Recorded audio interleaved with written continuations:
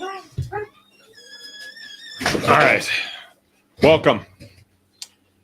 I am going to have to apologize to you for being late to the stream. I was farming. That's kind of what we call it when you're talking with your neighbor and you're talking about all kinds of stuff. It's let me plug this in. Yeah, it's farming. I was farming. But my neighbor is next door and he was cutting some hay, and he's actually, his son's cutting the hay and he was watching him, had his grandson with him. So I just stopped and we got to talking, having a good time, and I had no idea how late it was. We had chicken processing today, and we started early today and had somewhere in the neighborhood of 150 chickens and 24 turkeys and probably 25 ducks. So it was a full day, and everybody's gone. All right, Keith, how you doing? Keith, I don't know if you saw it when you were here, but I hung up that saw blade. I put it on the door to the shop because it's such a cool saw blade. It's one of them big round saw blades that Keith brought for me. He must have figured out that I collect them. I have about 5 of them, like that. That's the size that I like. When you gave me that one, Parker Holmes, who by the way is our one of our sponsors tonight. Homestead Provisions is the name of their outfit. Gee, I don't have any glasses in here, so I'm gonna have to just push it. But Homestead Provisions is sponsoring the show tonight, and you're gonna want to talk to them for all your rough cut lumber needs. Okay. I realize some of you are a little far away to be getting your rough cut, but Keith's close. Yeah, Lenny, that's a little far away. Inga's kind of close. If you were going to get some rough cut lumber, you could get it from Homestead Provisions. He's a little closer to you, right? But they are sponsoring the show. It's Parker and his wife Lauren. All right, so they've got a homestead, and Jill and I went and saw it Wednesday. Really nice. Raw land. So these guys, they're biting off a chunk, but his main gig is going to be sawing lumber. So a man can do pretty good with that if he does a good job. So I've already bought some lumber from Parker, and it was much better than the stuff that I've been getting. And I thought the stuff I've been getting is really good, but maybe Parker's just trying to impress me. But the 2x6s were exquisite, and for what I paid for them, I was really, really thrilled with it. And I felt like I got a really good deal. So it's nice to have somebody at an affiliate farm that you can call them and say, I need some wood for this. And they'll call you when it's ready, and good, clean, straight, well sawed stuff. That's pretty nice to be able to do that. When we go to the lumber yard, boy, nowadays it's so expensive. I just can't do it anymore. I just can't bring myself to do it. And I probably won't, now that Parker's here and he's going to be in, my circle. I probably won't. I go to the lumber yard for some stuff that I can't get anyplace else. But, as far as wood goes, of course, like if you got to buy plywood or CDX or something like that, then you got to go to the lumberyard. But anymore, I'm kind of getting away from it. We got spoiled on plywood because it was cheap and it was really strong. But anymore, it's insane what they want for it. So, yeah, I think those days are coming to a close. Maybe it'll change. Maybe it'll change. Today is Friday. It's the 23rd. Is it the 23rd? No, it's the 24th. I knew that some pretty wild stuff was supposed to be happening on the 23rd, and apparently it did. Roe v. Wade was overturned by the Supreme Court, I think yesterday, and I think it was made public today. And a lot of the anti-gun uh, stuff that was going on in New York was struck down. Like they wanted to make it so no, you can't carry a gun in New York, and that's where, I mean, it's like in Chicago, there's more people shot there on the weekend than in my, well, I shouldn't talk because we've got Detroit, and that's a pretty dangerous place to be.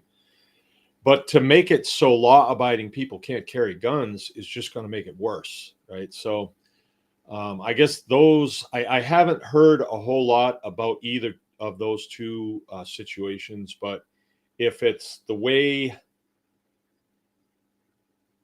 that a friend of mine stopped over and told me, then that is really a good thing. That is really good to stop the killing of unborn children. That's freaking sick, you know. So I hope that's come to an end.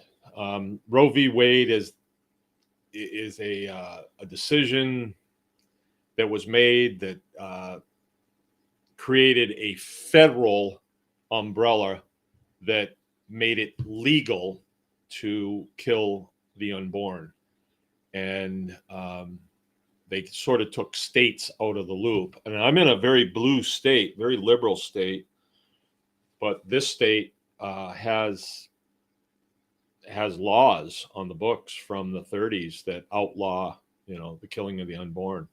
So I believe in this state, if it's the way I heard, it ended yesterday.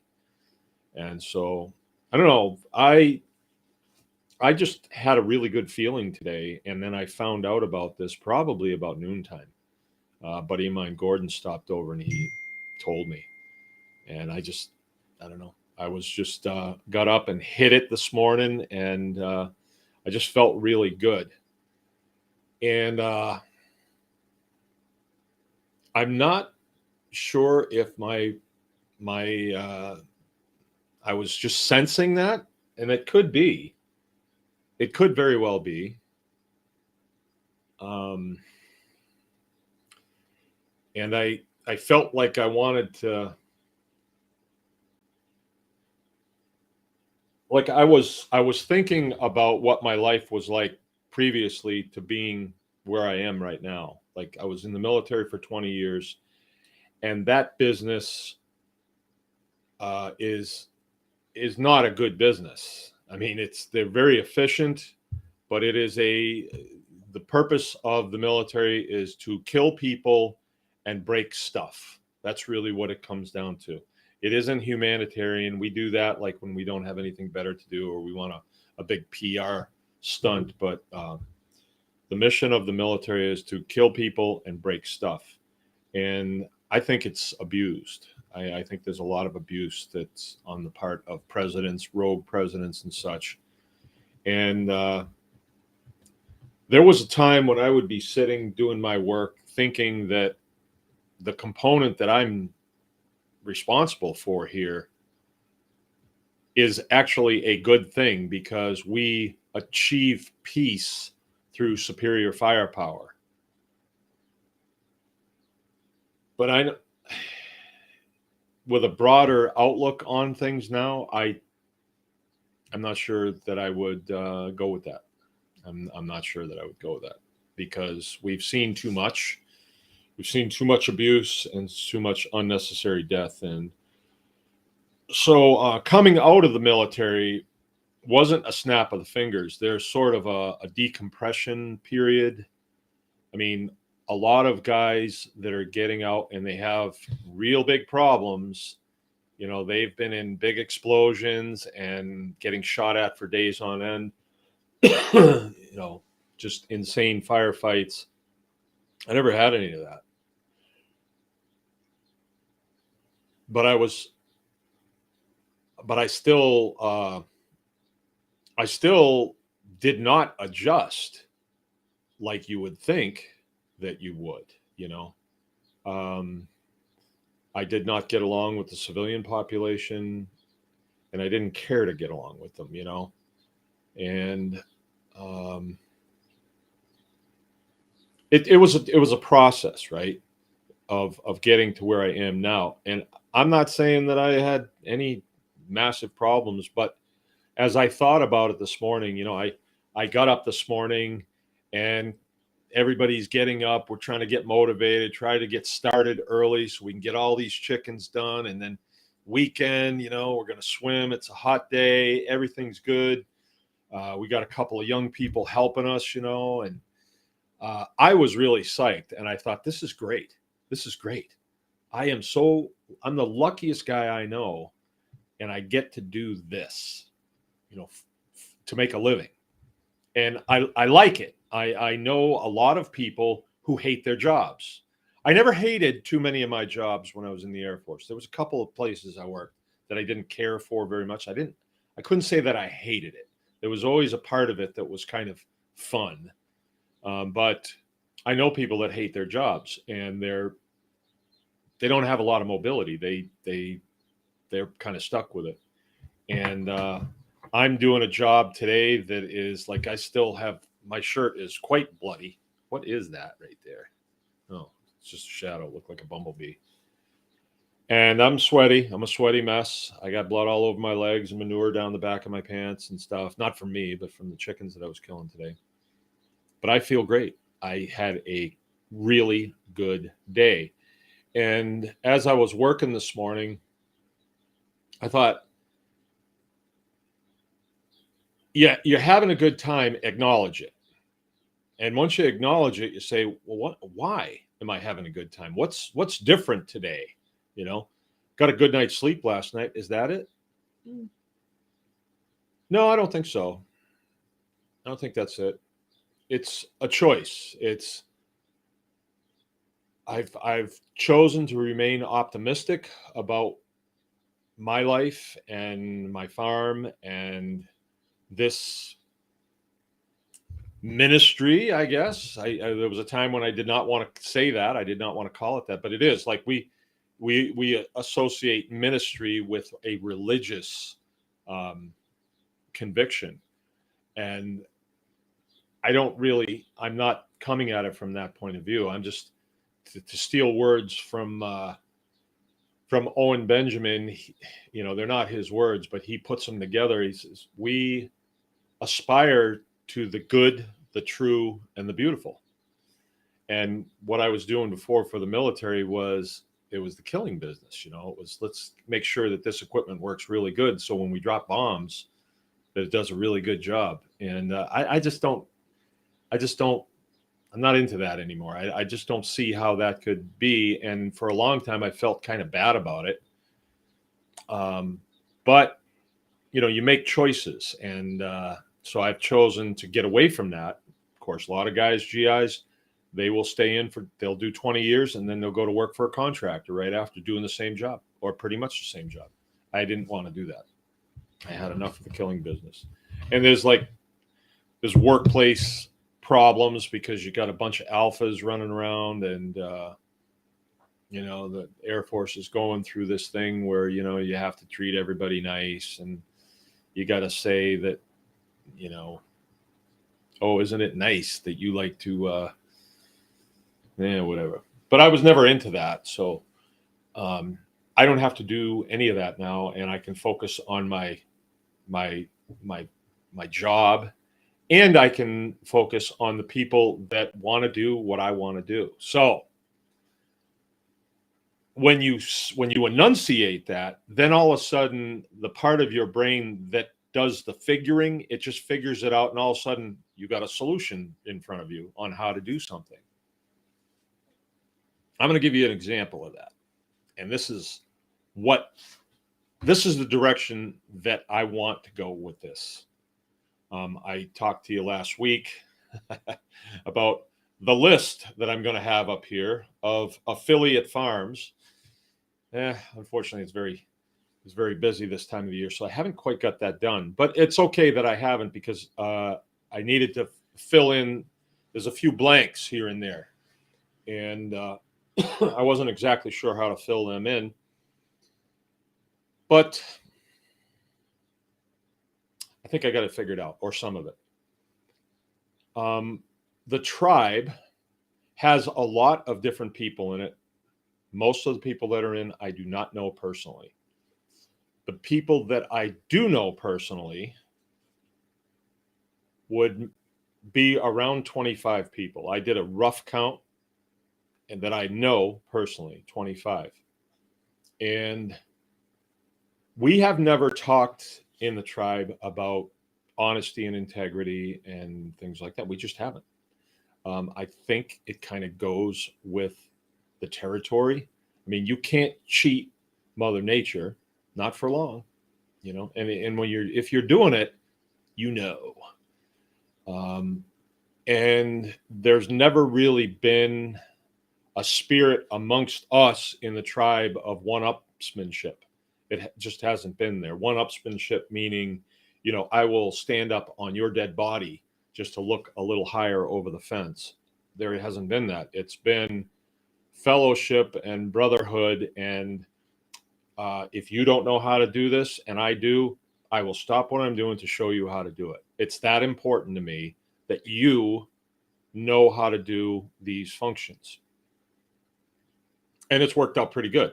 We talk a lot about fair trade, right? So every function that we do on a farm has value. All of the products that we produce has value. It's just like out in the world, you buy a gallon of gas, it has value. And a lot of times we think we're getting screwed on gas. We're really not. It's actually still a pretty good deal. I don't want to get sidetracked too much on that, but it really is a pretty good deal when you consider like how far you can go on a gallon of gas. Try walking that far, right? On a peanut butter and jelly sandwich. You're not going to do it, right? So gasoline is really quite equitable, even at the prices we're paying right now. We don't like it, but I still don't see anybody carpooling into Cadillac. They're all still driving their 3/4 ton pickups, their 4-wheel drive pickups. You got to have one of them if you live in the North Country, right? Even though you never even turn the 4-wheel drive on. It's just like a status thing. But anyway, on the tribe here, we have never had a spirit of that one-upsmanship. It's always been, let's make all the boats float higher because that's good for society, which is good for us, and so on and so on. And we can see that on a macro level in some of the things that I have pursued, but this is just from my training in the military. So I'm responsible for a duty section, let's say, and that means I have to work with other duty sections, right? And sometimes there's rivalry between duty sections, the hydro people and the electric shop and stuff like that. When I take over, I go down and I meet with them and I just say, well, I'm taking over this section and I want to see who I'm talking to on the phone. I don't want it to just be, I am Mark Baker. I'm from here, and just goofy guy like anybody else, but we're working together. And then when I meet them, and something comes up about the guy that's running the electric shop, I can say, yeah, I know that guy. They do a damn good job. If he does. See, and that's honesty, integrity, right? If they're good, they're good. I'm not going to say they're good if they're not good. So when I come into the civilian world, it's kind of the same. I'm running an outfit. I'm running a homestead. I have some needs here that I cannot provide myself, or I don't wish to provide myself. There are people who are professionals that do that for a living, and I would much rather that they do it because they're efficient, they have the equipment, they have the know-how, and I would burn up time trying to do something, like a one-off thing. And I have a great example. And I don't mind doing this because this is the real thing. And I think this is what we need to do. I think this is how we're going to overcome the us versus them type thing. We do not want to be separated. We want to be in working in unison to produce food, share technologies, share know-hows, and all stuff like that. We want to do that. We want to share resources if we have them. You know, if I got a whole bunch of berry bushes I don't need, and I never did go see Bryce about that. I just thought about that. It's just time. I don't have time to do it. But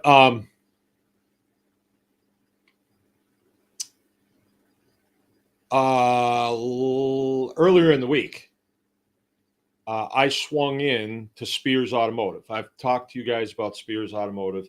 And for me, I need a maintenance shop that can fix stuff. It's not a question of whether they're going to do it for me for nothing. I don't want them to do it for me for nothing. I don't want no favors, right?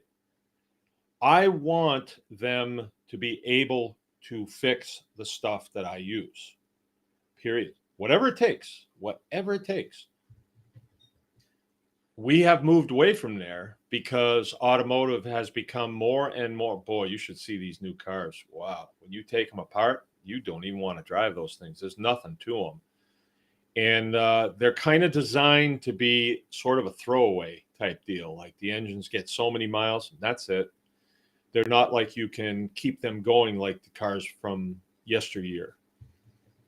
And so guys that know how to fix stuff, there hasn't been a need for them because automotive has become what they call remove and replace.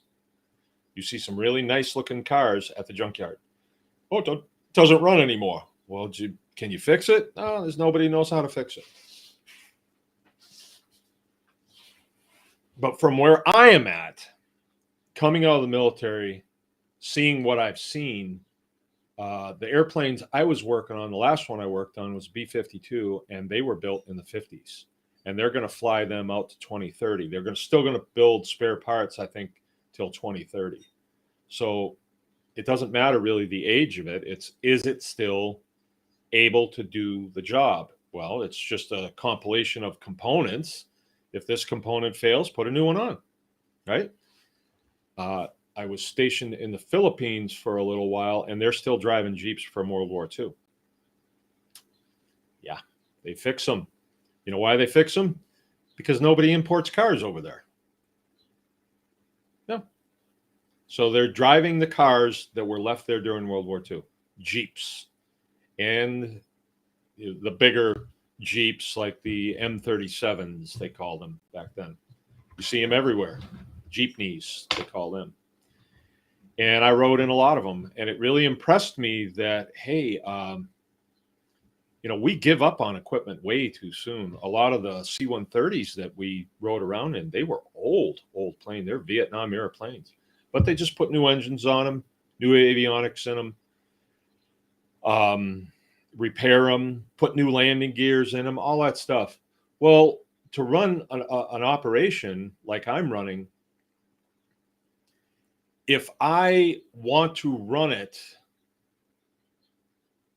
so that I keep the finances in balance, they got to be in balance. You cannot have so much debt that you're never going to get out of it. You can't do that. You have to stay in balance. So I cannot run out and buy brand new equipment that I don't have the cash for. So the equipment deal is like, oh, just frickin' finance it then, and yeah, no problem. But it's a problem to me. So I want to use equipment that is older, that I can pay cash for, and I can make money with that older equipment until the time comes where I can upgrade to a little bit newer piece of equipment.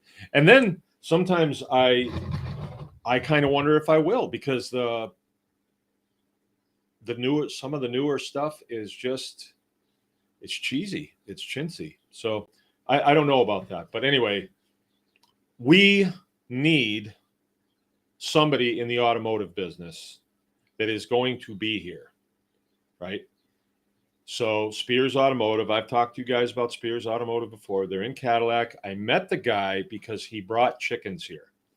And he was driving an El Camino when he pulled in the driveway. And I think it was a 67 or 68 El Camino, which I was never a big El Camino guy, but it was a V8, had 351 in it, and it was rumbling. And it was like, where did you get that? And the guy was kind of a unique guy. And I got to talking with him, and he says, "Oh, I see your Jeep up there." And he says, I said, "What do you do?" And he says, "I'm in the automotive business. You know, I sell used cars." And so I liked the cut of his jib. He seemed like he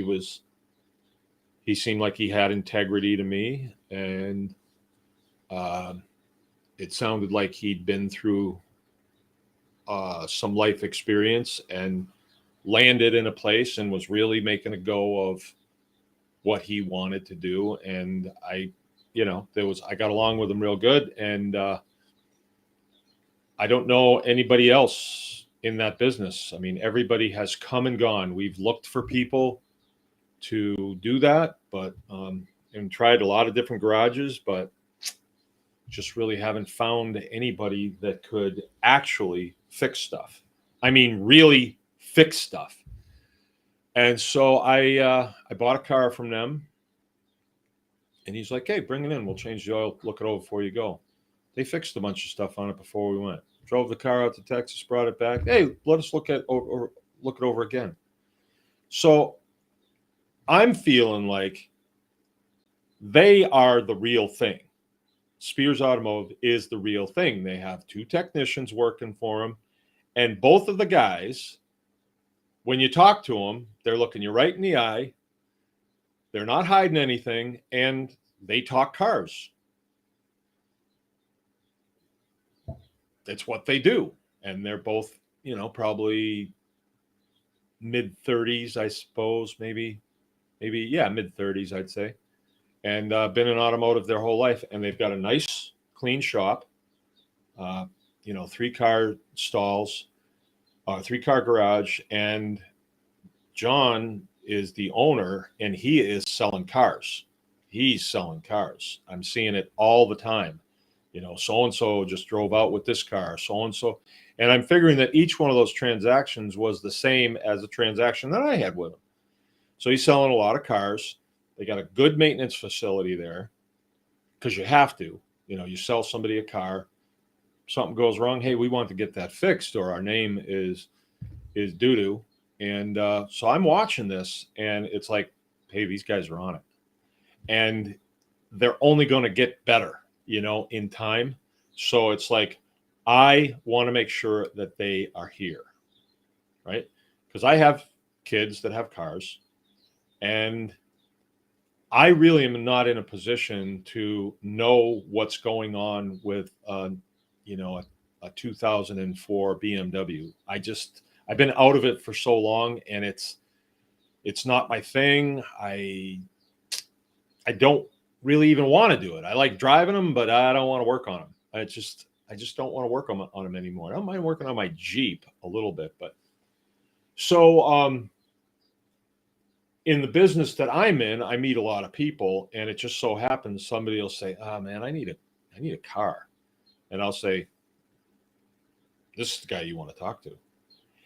And on my word, people have gone to Spears Automotive in Cadillac, and they've said, "Yeah, I heard that you guys have integrity and have good maintenance and give a fair deal. I've heard that." And people have gone there.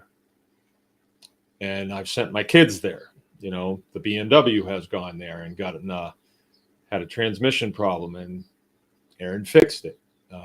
Fixed the window, and my son Joe has taken his van in there. It's got a bad transmission, totally faulty transmission. And John, being in the business, he knew that, hey, these things are notorious for these transmissions going down. There is a fleet of them down in Detroit with no transmissions in them that Amazon was using, and you can't even get a transmission for them now because they are so back ordered.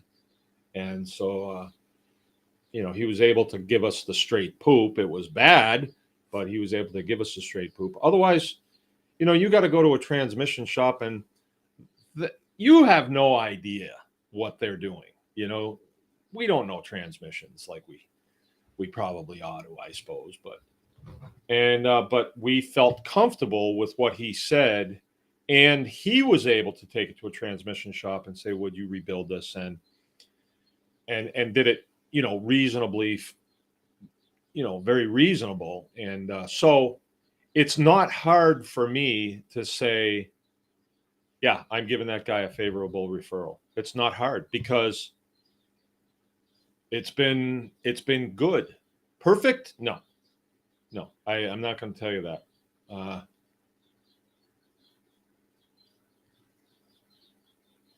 I can't think. It was something that wasn't quite right. I can't remember it, but it's not like they won't fix it if I don't bring it back. But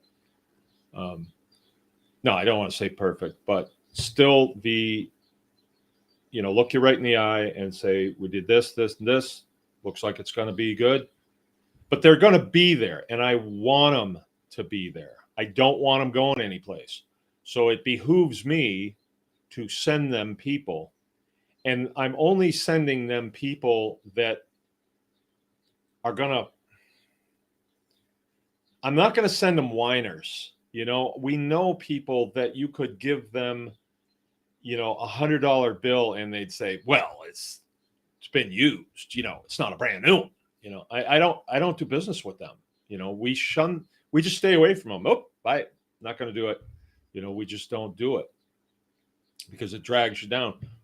So the tribe, I think we need to be this way. I think when we provide a service to somebody else, we have to be thinking, I want to provide them the best service I possibly can. And I was impressed by that when we did the last class that we did, the pasture poultry class. I've been listening to you guys know. I think he's Tony Evans. He's a kind of a business coach guy. I listened to one or two or three things that he did, but he was talking about your job is to provide the best service you possibly can. Don't worry about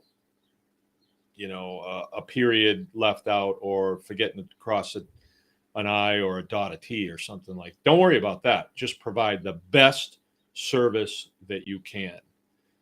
And when you make mistakes or you parted your hair on the wrong side, people don't care about that because they want a good try at things. All right.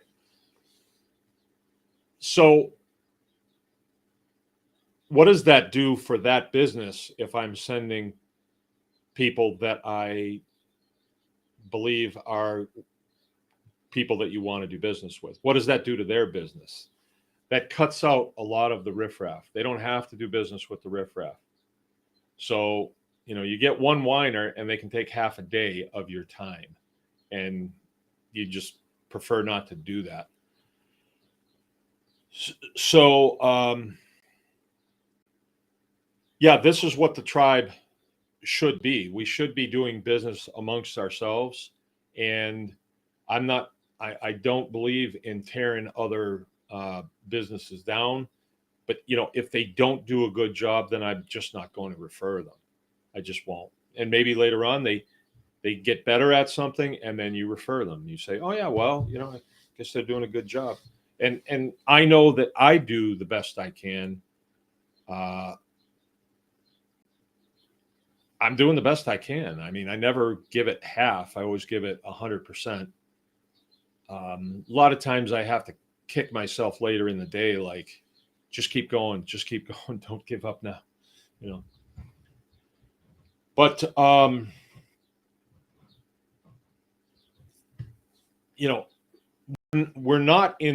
am not in my old business, the killing business. I am in the business of life. And with that goes regeneration, right? So every time I do a business transaction with another company that I want to do business with, why do I want to do business? Because I want them around because they're vital to my operation. They fix cars. I use cars. They fix trucks. Oh, John's got my Jeep right now, which that Jeep, I don't let that thing go to just anybody, but he came up yesterday and picked it up and gave me a quote and putting a clutch in it. And it's really reasonable. And they're going to get it done, next week and stuff. And it's like, I know they're going to do a good job on it. And so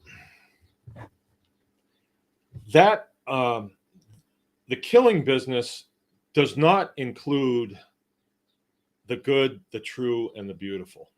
It really doesn't. But this business does. And I think if we do it right, then we are constantly pushing each other forward. And I believe that's what we're going to have to do if we're the ones that are going to be picking up the slack. Luann sent something to me last week, and she said it was vital that I listen to it. And it was Penny Kelly. Penny Kelly's a kind of a mystic type person here from Michigan, and she's a automotive engineer, and she's a gardener, and she's this and she's that, and she just kind of does this looking ahead, right? And she tells you that, well, if I look behind me and you see what happened, then I can make a pretty reasonable assumption that ahead we can expect this. And she's a smart person, but she's also, I think, intuitive, on some levels. I would just have to say that. And she said that the rattlings of sabers of the food shortage is going to continue. It's going to continue. I mean, anybody you get in a conversation with brings it up. Food shortage this, food shortage that. However, it will not be as bad. And she said it's because the Americans are stepping up to the plate. There's a lot of Americans that are saying, food shortage, my ass. I'm going to grow food. And, that's what I've said all along. Why isn't El Presidente saying, hey, we're looking at some hard times. Need y'all to put those gardens in? How about we do some sort of incentive program? If you grow a garden, we'll help you with compost. Or, I don't know. Why should they help us? They shouldn't. I mean, it's our money. How about what about tax breaks for people that grow food? How about that? But no, they're not going to, because this group is kind of in on it. I mean, should be pretty obvious. So I think there's a distinct line between the good, the true, and the beautiful, and the debt, the killing, the homosexuality, the perversion, the grooming of children, all that. There's a bright line in between those things. And I think those guys are going to die off, because there's a lot of us that are saying, I'm not going for this anymore. I'm not going to hold my tongue. That's wrong. And I'm not going to support that. It's just, no, I'm not going to play your, hey, look at me. You can't see me. I'm invisible. I'm invisible, aren't I, Dad? No, you're not invisible. Just go to bed. I'm not going to play that little kiddie game. I'm just not going to. And I would encourage other people not to either. Why should you? I'm not going to go looking for it, but don't expect me to play your little charade. Just don't expect it. I'm not going to. If something comes up, I'm at a gathering and you want to, somebody asks my opinion, you're going to get it. I'm not going to hold back, because it makes, I'm afraid of hurting somebody's feelings. You ask my opinion, you're going to get my opinion. And that's the way it needs to be, because pushing the weak forward and making sure everybody gets a trophy and nobody's feelings get hurt, that doesn't equal, or that doesn't promote excellence in all that we do. It doesn't promote excellence or exceptionalism in any way. It just doesn't. Right? It promotes mediocrity. My buddy Devin, who is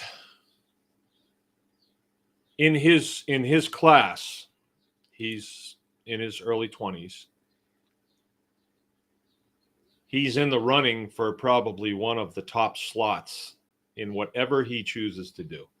He can do whatever he wants. He has zero fear of anything.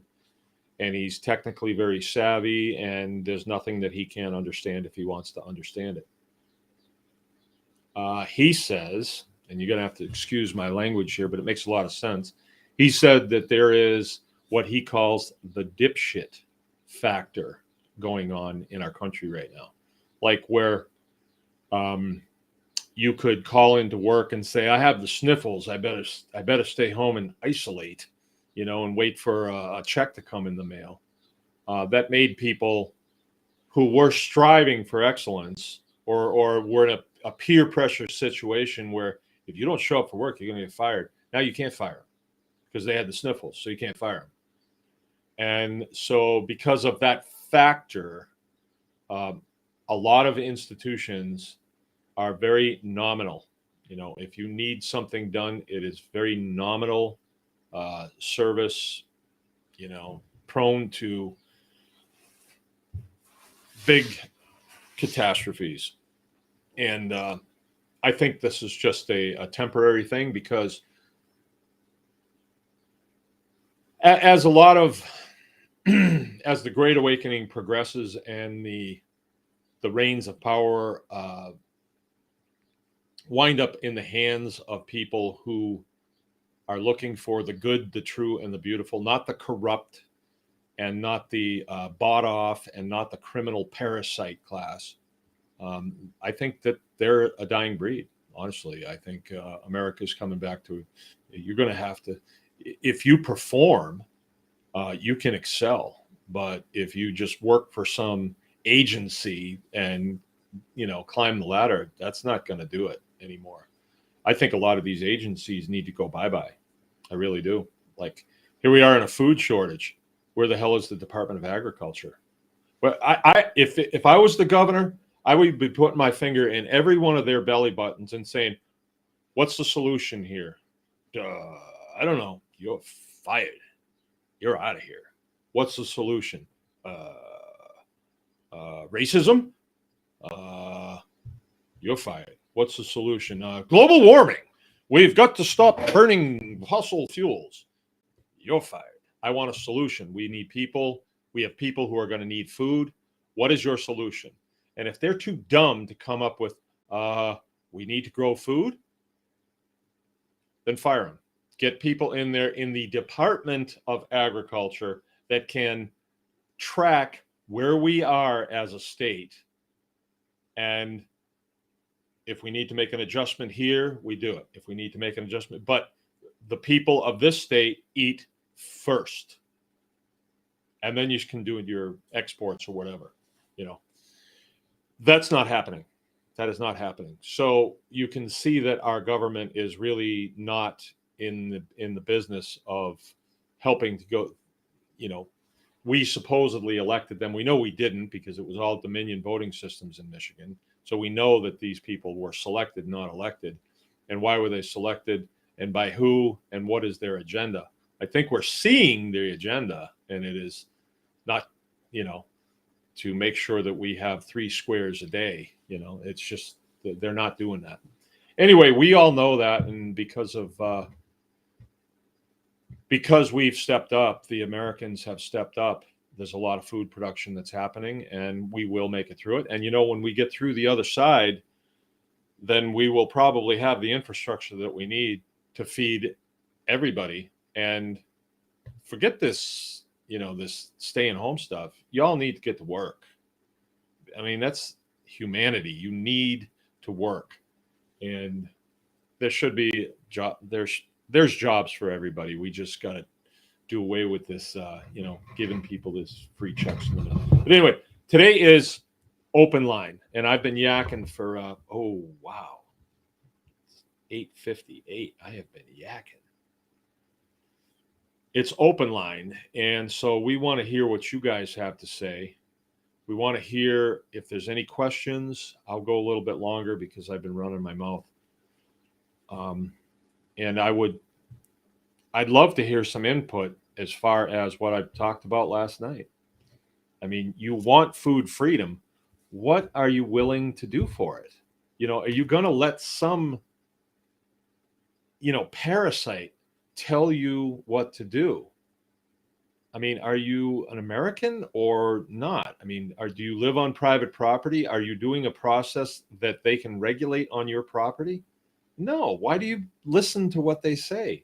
It's like, why would you listen to the Walmart greeter tell you to put a mask on? Why would you do that? You shouldn't do that. Unless he said, ma'am, your shoe's untied. You can choose to tie your shoe or not, but he can't say, ma'am, hold it right there. Tie that shoe. He can't do that. Why would you let anybody tell you what to do like that? And that's it's so rude anyway. Anyway, we've got some people on here that I haven't exactly seen. We've got Faylene Baker with Northwoods Natural Health. That is my daughter-in-law right there. Mother to be. I guess it's not Faylene, it's Phelan. Phelan. We just call her Faye or Hey You. Alden's with us. It makes me so mad that companies literally make vehicles to be thrown away. Yeah, but you don't have to buy them. You don't have to buy them. You really don't. You can be smarter than that. Like, are you going to buy an electric vehicle? I'm waiting for the person that says, oh, we have to. We have to. They said we have to. Oh, you're in a prison now, and you have people telling you what you must do. Come on. Did you wake up from the last time? Me, for one, I think it's time to take some names and kick some butts, honestly. And some of these agencies have really gone over the top, and they've done it with people who don't know any better. And I think it's really time to start taking some names and getting some letters in the mail to them as far as their financial standing in the world, because a lot of them are oath takers. I know I've explained this to you before, but if you are an oath taker, and many positions that contract for the state are by law, like Department of Agriculture, if they take an oath, and the oath is to support the Constitution. There's different wording there, but the spirit of it is that letting them know that it is their term of employment, that the Constitution, the constitutional rights of the people that they're serving, their public servants, comes first before anything. And I mean anything. Now, they might say, no, food safety is first. Or they may say the climate is first. Or they may say the seals, the baby seals in Antarctica is first. But that's not true. Not even the children come first. Nope. Constitutional rights. Children have constitutional rights too. Unborn have constitutional rights. But anyway, when they take that oath, that is their term of employment. If they violate that oath, they've just stepped out from the umbrella of safety that the state provides them. Like, let's say you get a hold of some weenie that works for the state, and you blacken his eye, break his nose, send him to the hospital. Well, he's in the he hasn't done anything. You just attack him. Well, the state attorneys would sue you. But let's say that the gentle person has stepped out from under the operating contract that they were hired in on, their oath to the Constitution. They're outside of their job description. If they do that, the state's under no obligation to support them. And so they would have to secure their own legal counsel. Or if you sue them personally, they would have to get their own legal counsel, which you can do. And it just depends. Like, what do you value the Fifth Amendment at? That Fifth Amendment is yours. That is your blanket of freedom. The Fourth Amendment, the Third Amendment, the Second Amendment. What do you value that at? What do you value the First Amendment at? Your right to free speech. You say anything you want. I mean, there's ramifications for what you say, but you can say it. There is none of this, oh, you can't say this word And if you say that word, then your bank account could be frozen. Or, well, private companies do that, but it's getting tougher and tougher because they are subject to lawsuit as well. But your government, if you talk badly about the sheriff of your county, he can't have you hauled in. He can't do that because you have the right to free speech. It may be unfavorable to your sheriff, but it's your right. It may be unfavorable to your neighbor, but if it's totally made up, then you could be sued for defamation of character. I mean, so it's not like you can say whatever you want and get away with it, but you can. All right. Somebody must have pulled in. All right. Well, let's see. What do we got? Has anybody said anything that I need to comment on, or is this just going to be me blabbing?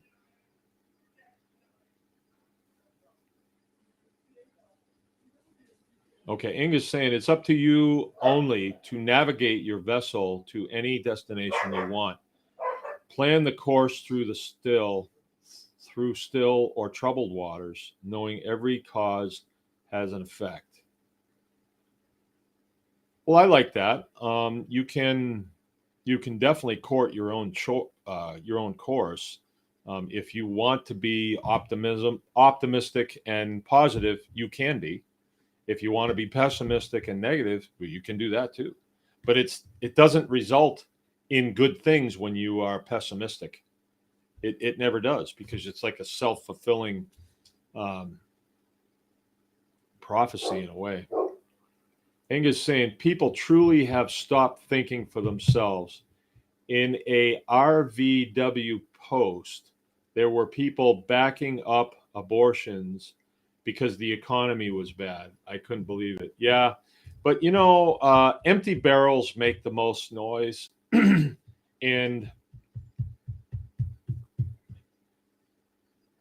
I'm glad that there were people around me that I did not know that were supportive of abortion and men getting married to men and women getting married to women. I did not know that, but now it's all out.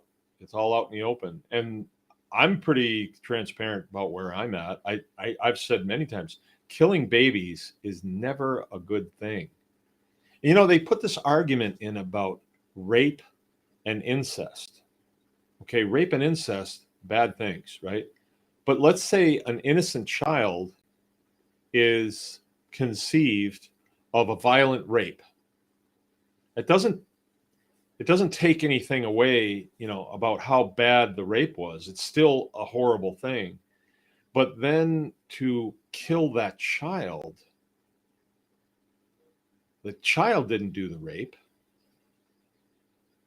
And I hear this, there's some lady that said to me, well, when you get a set of ovaries, you can talk about this. No, that's not true.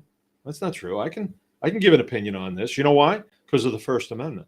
I have the right to an opinion on this. And it's like, well, if you're going to talk bad about two women getting married, then you can't because you're not a woman. Well, I beg to differ. It's like saying that I can't comment on, a Polaris snowmobile because I don't own one. I actually do. I like Polaris snowmobiles, but that's a dumb thing. If that is a good argument, then I guess you can't even comment on my AR-15 if you don't have one. My AR-15, my choice. Works both ways. But I kind of feel like their house of cards has fallen down pretty good. I really do. I mean, they got dealt a couple of tough ones today. But maybe we'll get a couple tough ones tomorrow. Who knows? Okay. Lame Buck. Glad you're running late. I just got in from y'all. People truly have stopped thinking for themselves. Yeah, okay, I read that one. Okay. Well,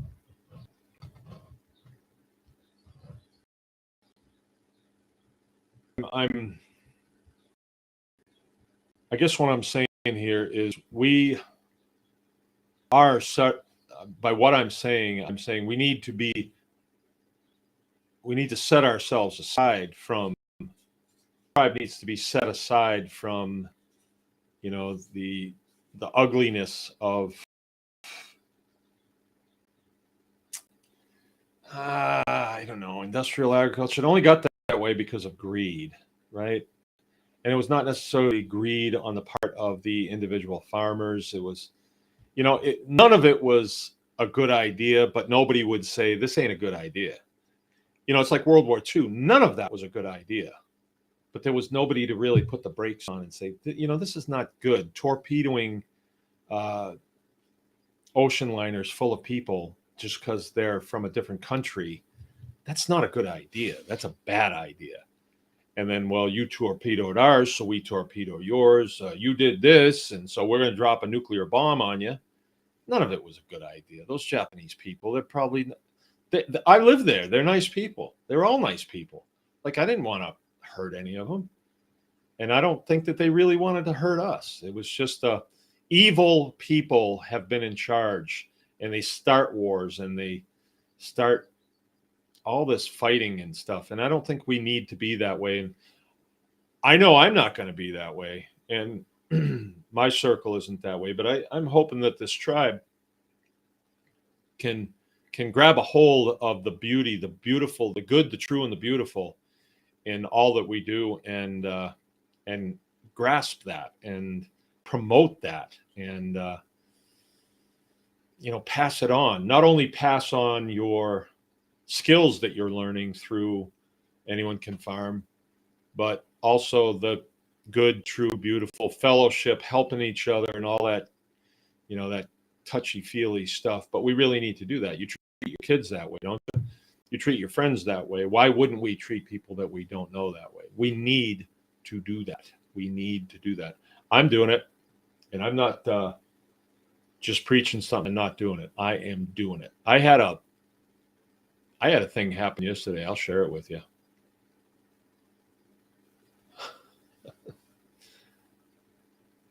I got up a little on the late side yesterday, but I had a day where I was going to do some stuff. Just pick up work, finish some stuff off. I was not going to cut hay.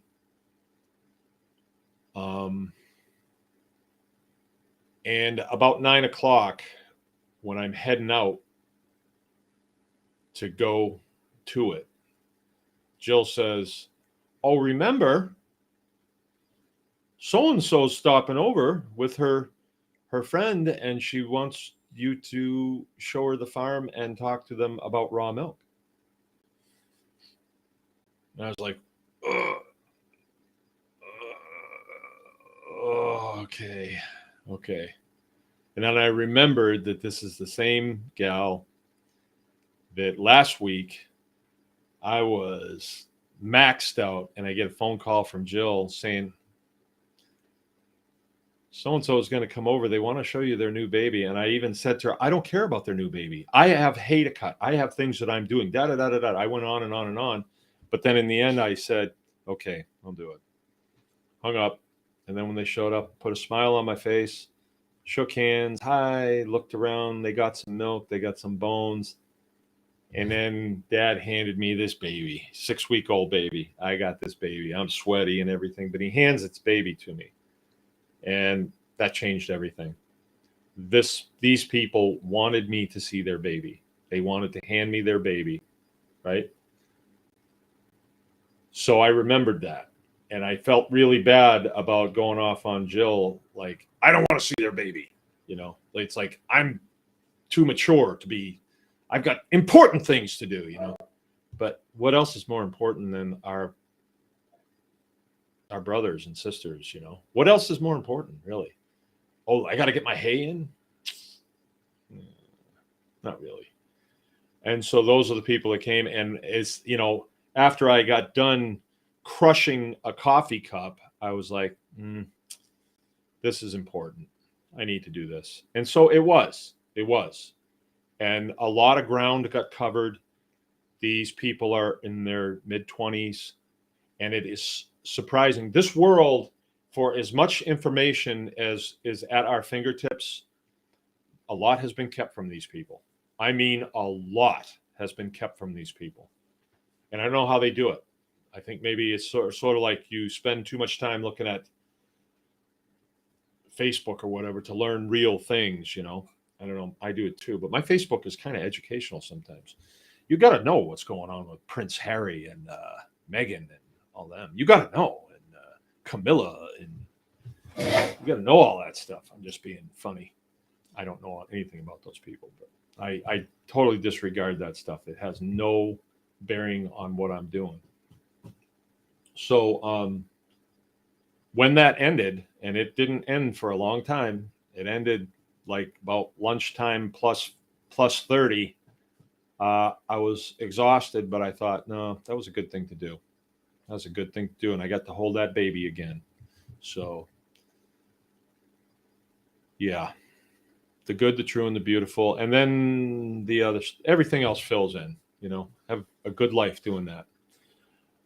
Okay, Aiden, let's see. Oh, wow, a lot of stuff got said here.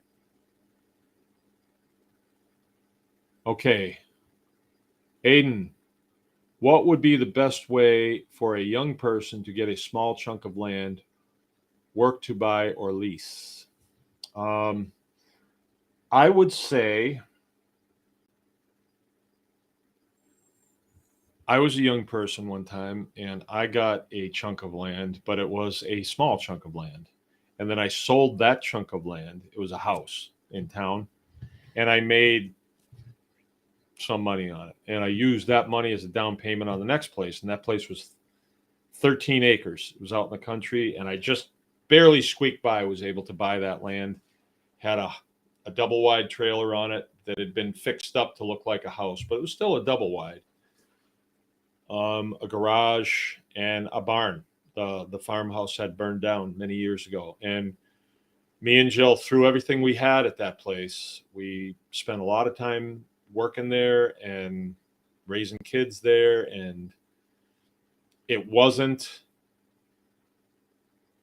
a jewel by any means. You know, I had a trailer house that was a quarter of a mile down the road that was a junk pile. I mean, it was horrible when you drove past it, and they were nice enough people, but they just didn't know how to live, you know. They didn't know how to, it was rough to see that type of lifestyle. But anyway, we sold that, made a little money, and got this. And, you know, if this weren't the way it is, I wouldn't be staying here.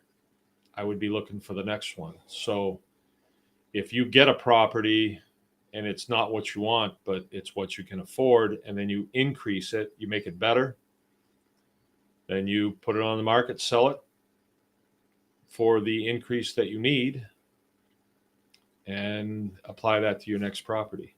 Now is not a good time to invest in properties, by the way, according to Robert Kiyosaki, who is my rich dad, poor dad connection. But you never know what you're going to come across. The way he talks about it, it's like when you're just buying houses as investments. Raw land is becoming available because industrial agriculture is not getting the dollars that they were to buy land. So it's becoming available to everybody else, which is good. It's a good sign. It's a real good sign. And the housing market, I think they say we're right now where we were in 2007. And in 2008, there was a housing crash. And, you know, I bought a house back then for $30,000. I bought a pretty good house for $30,000. And then when the market came back, I sold it, and I was able to take care of a lot of things that I needed to take care of with that. So no one's going to hand it to you. You have to be creative.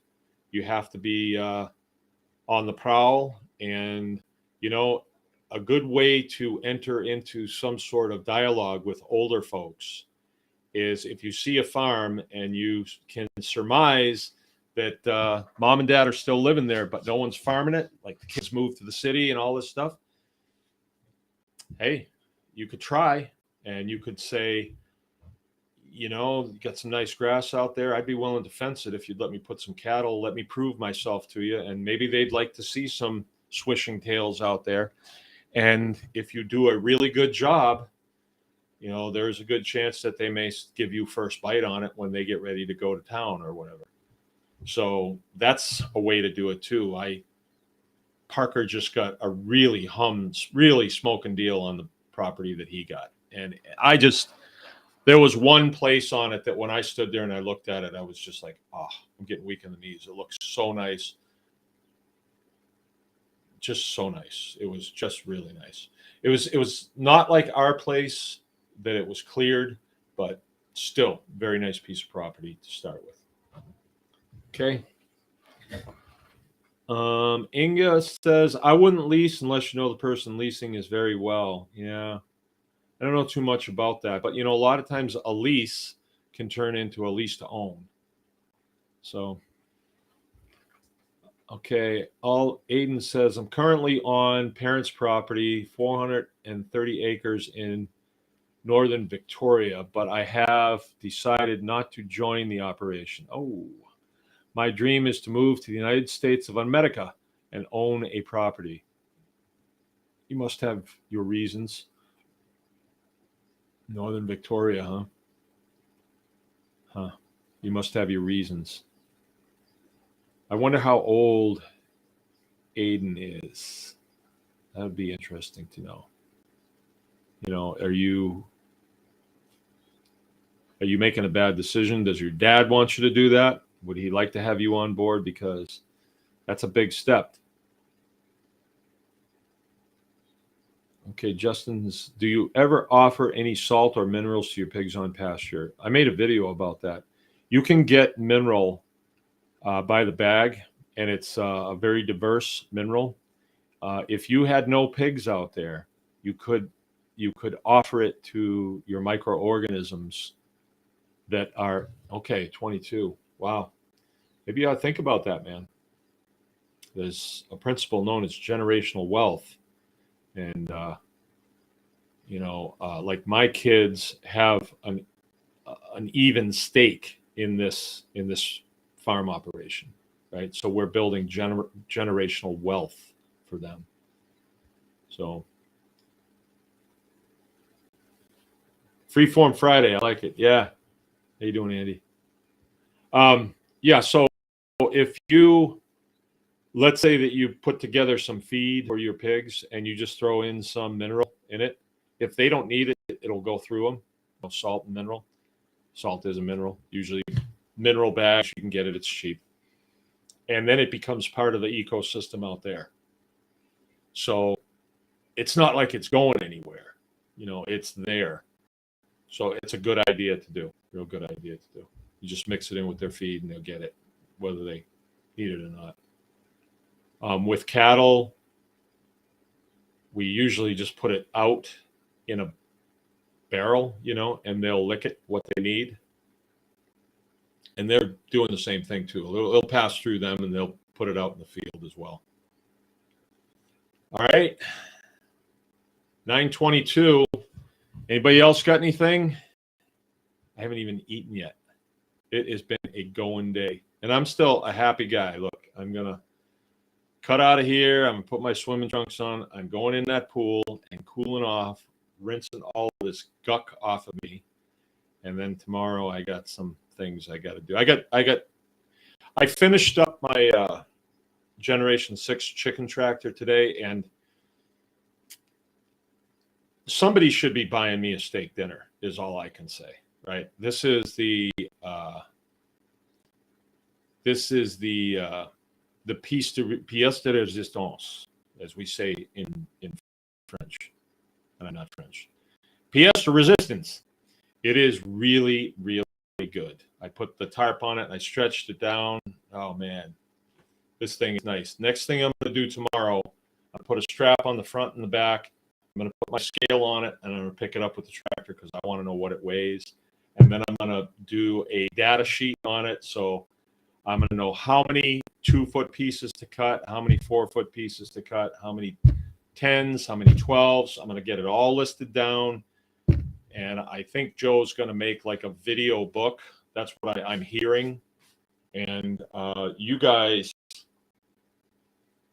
do yourself a favor. Build a Gen 6 chicken tractor, or at least get a tattoo of one at one or the other. Just so when you're out, you know, in the farm community, the chicks will, hey, that's a Gen 6 tattoo he's got there. That is wild, man. Hey, let's talk. You know, you're just going to have chicks throwing themselves at you like, I want to have your baby. You know, that's Gen 6. Yeah, it's that good. It is that good. I cannot wait to put it out on the field. I'm going to put it out there tomorrow, and I am going to put some chicks in it. I can't wait. Yeah, I'm at this place where I guess what it is so many people are interested in homesteading now that the enthusiasm charges me again. And something like doing pastured poultry, which before it was kind of like, I can't get too excited. Now it's like, hey, I could make this way better and way cooler, you know? And I don't know, take it to maybe another level. You know, the thing with feeding biochar to them. Oh, that's something I've been meaning to tell you guys. We've got the biochar down pat. We've got it down pat now. Jim is packaging it up 3 pounds to the bag. Got a nice sticker on it with some directions how to use it. $18 a bag. And it's available on bakersgreenacres.com in the merchandise section. We're selling a bunch of them. Well, we've sold like 20 bags, but they are going out. And I think it's really a good thing to do because as you're running your chicken tractors, you're also building hayfield. You're building pasture by doing that. And so it's there if you want it, and I highly recommend it. Or make your own. You know, it's doable. Tribe Day's coming up. I'm going to be doing a demonstration, a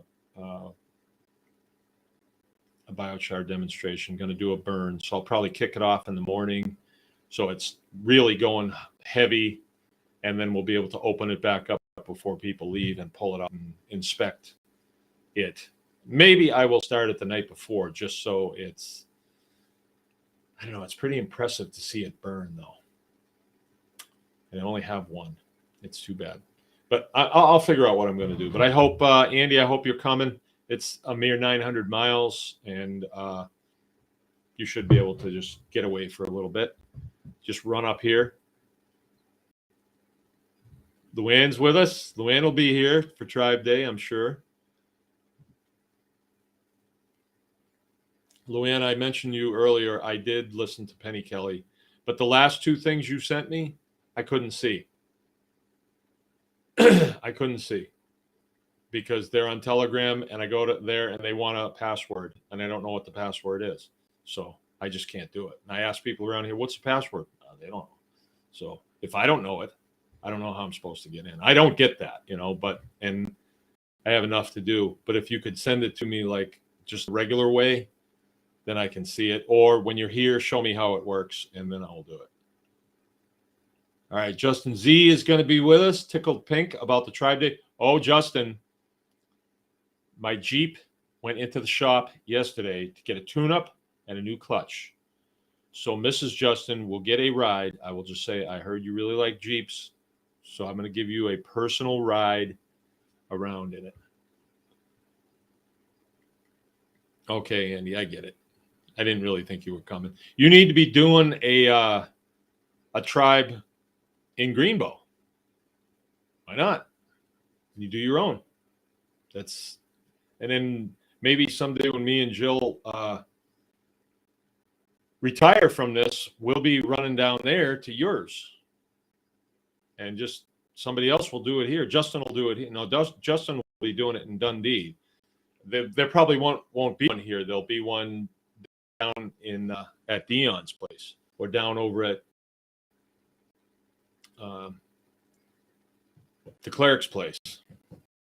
So, okay, you sign off. But so many good things are happening. We've got a good head of steam here with the tribe. Get out there, get your farming on, make that progress, and let's just see what good things come. I want to get this referral thing straightened out in my head so we can refer each other. We have a list of